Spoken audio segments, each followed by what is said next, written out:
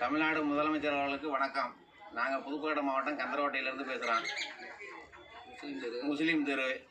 நாங்கள் இந்த மாதிரி நீர்நிலைகள் ஆக்கிரமிப்புன்னு சொல்லி வட்டாட்சியர் அவர்கள் எங்களுக்கு அப்புறப்படுத்த சொல்லி அகற்ற சொல்லி நோட்டீஸ் கொடுத்துருக்காங்க. நாங்கள் இந்த இடத்துல 50-60 வருஷமாக குடியிருக்கோம். அனைத்து வீட்டு வரி ரசீது, சொத்து வரி ரசீது, நீர் வரி ரசீது அனைத்துமே செஞ்சுக்கிட்டு இருக்கோம். எங்களுக்கு இந்த இடத்த விட்டால் வேறு இடம் இல்லை. இங்கே வசிக்கிறவங்க அனைவருமே சிறுபான்மை வகுப்பை சேர்ந்தவங்க முஸ்லீம்கள். நீங்களும் இந்த அரசும் நாங்கள் சிறுபான்மை அரசு தான், நாங்கள் சிறுபான்மையினருக்கு என்றைக்குமே பாதுகாப்பாக இருப்போம்னு நீங்கள் வாக்குமூலம் கொடுத்துருக்கீங்க.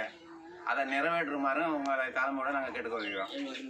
இந்த இடத்த நீங்கள் எங்களுக்கு கொடுத்து பட்டா மாறுதல் பண்ணி வகை மாற்றம் பண்ணி எங்களுக்கு கொடுக்கணும். ஆனால் நீர்நிலைகள் சொல்லி அரசு ஏட்டில் இருக்கிற ஒழிய நிஜத்தில் இங்கே நீர்நிலைகள் இல்லை. பஸ் ஸ்டாண்டாக இருக்குது. ஆமாம், பேருந்து நிலையமாக இருக்குது.